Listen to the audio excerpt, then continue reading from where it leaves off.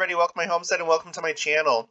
The church came out with the article today on the church newsroom talking about the countries that have the largest percentage of populations of Latter-day Saints. And this is very interesting because I noticed something. If you haven't already, please make sure to subscribe, like this video if you end up liking it, hit the notification bell, leave your comments, and make sure to share this on your social media. So, this came out, okay, and there's nothing I really need to read from this. It just has like right here. There's a list of 35 countries, and you can see here that these all have populations of Latter-day Saints that are at least 1% or more. At the top of the list is Tonga, and then Samoa, and then American Samoa, and then it goes down. And here's a map of it. Now, take a look at this map. Okay, take a look at this map. Basically, all these countries are either in Central or South America, and Polynesian countries, and then also New Zealand. Okay, Central, South, Polynesia, New Zealand. Now, take that in for just a minute, and now let's think about the Book of Mormon and where the Book of Mormon peoples lived. Now, I'm about to show you something. There's probably a lot of you that already know this, but maybe some of you that don't. There is a belief, or there has been a belief in the church, that there have been Book of Mormon peoples that live here in the Polynesian Islands, including New Zealand. Let me show you. Okay, now this is from the church newsroom. This is from, well, it says last updated July 25th, 1992. So, this is an older article. Let's read it. Hagoth believed to be link between Polynesia and peoples of America. This is pretty incredible. In 1991, Robert E. Parsons, Emeritus Professor of Ancient Scripture at BYU, presented a paper at the 6th Annual Book of Mormon Symposium. The paper, Hagoth and Polynesians, is reprinted as a chapter in the Book of Mormon, Alma, the Testimony of the World, published by BYU's Religious Studies Center. So this is like a serious theory. And I think, well, yeah, this is the actual paper right here, if you want to read the whole thing. You know, I didn't want to like go through this whole thing, obviously, but let's go back here. In that paper, Brother Parsons addressed the question of what happened to Hagoth and the lost ships mentioned in the 63rd chapter of Alma. Only speculation and theories can be advanced. Oh no, he's speculating. Oh no. But the most common is that the ships were lost at sea. This is what the Nephites thought happened to them, Brother Parsons said. He pointed out that there are several other theories. One popular among Latter-day Saints is that the peoples of Polynesia are descendants of Hagoth and his fellow travelers. Brother Parsons referred to statements from members of the Council of the 12 and from presidents of the church reiterating the belief that Polynesians originated from Lehi's colony in the New World. Among these statements, all right, look at this. We have statements from Spencer W. Kimball, Gordon B. Hinckley, David O. McKay, Elder Hugh B. Brown, and then let's start it off here with Elder Mark E. Peterson. In a 1962 General Conference address, as Latter-day Saints, we have always believed that the Polynesians are descendants of Lehi and blood relatives of American Indians, despite the contrary theories of other men. Wow, well, that's kind of bold to be saying that in General Conference, right? They must feel pretty sure about that. Elder Hugh B. Brown, in the closing prayer at the cornerstone laying ceremony of the New Zealand Temple, we humbly thank thee that this building is erected in this land so that those faithful, this is that like one, there's like a whole story about these people, the Maoris, who came here in the early days, descendants of Father Lehi may be remembered by their descendants. There was like a group of native New Zealanders that they were waiting for, they had like a tradition that basically God was going to send them a messenger, and that they all basically converted to the church when missionaries came. Essentially, is what happened. Um, you know what? Let me look this up really quick. I'm not gonna like read through it, but if I can find an article here. Okay, here you go. This is from the church website. I'm not going to go through this, but it tells that story, and I'll put it in the description below in case you want to read through this. But this is actually on the church website, so that's interesting. So those that okay, well, I already read that. Okay, now President David O. McKay, in the dedicatory prayer at the New Zealand Temple, April 20th, 1958. We express gratitude that to these fertile islands thou didst guide descendants of Father Lehi, and hast enabled them to prosper. Elder Gordon B. Hinckley at the dedication of the New Zealand Temple, April 20th, 1958. So on the same occasion. Here are two great strains of those.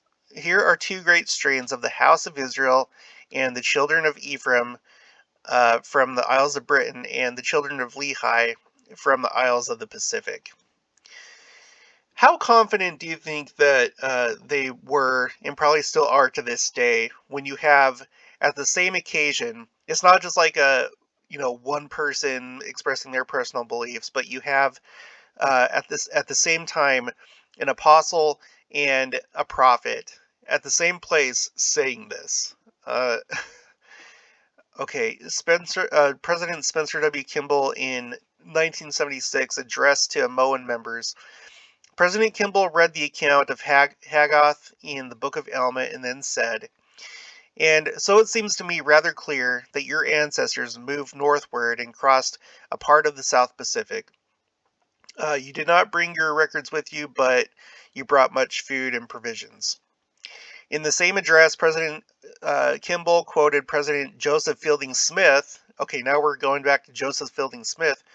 Uh, I would like to say to you, brethren and sisters of New Zealand, you are some of Hagoth's people, and there's no perhaps about it.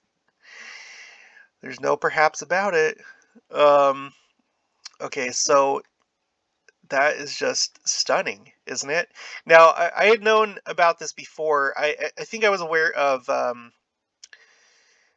President Kimball having mentioned it, but I didn't realize that it was said multiple times by these different people. I just had like I think where I had first heard it, I think it was in seminary, actually. I think it was like in the student manual, or I read it in a manual or something like that. And back then I was like, what? But it's kind of incredible to revisit this and realize that it was more than just him. It was like so many different times, including all the way back to Joseph Fielding Smith. I had no idea that Gordon B. Hinckley said anything about it, and David O. McKay. And now let's go back to the map here. You guys, look at that.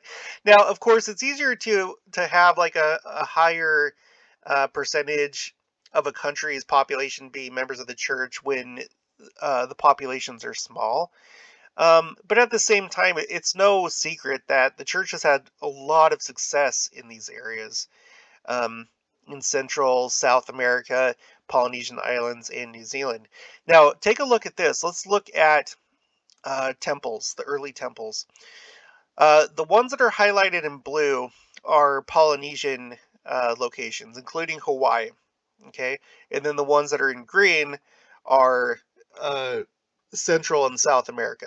Okay, so basically, after the Salt Lake Temple, the first temple built was a Polynesian temple. It was in Hawaii in 1919. Okay, so first we had these Utah temples. Okay, well, no, let's go all the way back here. So first we had the Kirtland Temple, then we had the Nauvoo Temple, and then we had St. George, Logan, Manti, and Salt Lake, all Utah temples. And the very next one was a Polynesian temple in Hawaii. Okay, and then number 11 was in New Zealand. Number 11 was in New Zealand in 1958. So, uh, back in 1958, when the church only had 11 temples, not including this. Okay, well, okay, let's include the London Temple. Okay, so all of 1958. So, in 1958, when the church had a total of 12 temples, two of them are from Polynesian locations. And then as you go down here, the first South American temple was number 17. That wasn't until 1978. 1978. Um, and then down here, well, I want to point out Japan. Now, Japan is not a Polynesian country, it's an Asian country. Um, and I'm going to do a video on this later. There are claims by a group of people there that they're descended from Israel. And it's not inconceivable, like when you look at the map here, um, where I guess all of Hagoth's people may have traveled, that they could have reached Japan as well. So I'll have to look into that later. But anyway, and then bam, bam, one right after another, you have Samoa and Tonga, which are actually kind of rival countries. I grew up in Utah, and we had a lot of Samoans and a lot of Tongans, and uh, they don't like each other. From what I understand, I'm sure, of course, they get along, but there's kind of like a traditional rivalry there. Um, but anyway, just like one right after another with that, and then after that, Chile, and then right after that, Tahiti. Right after that, Tahiti.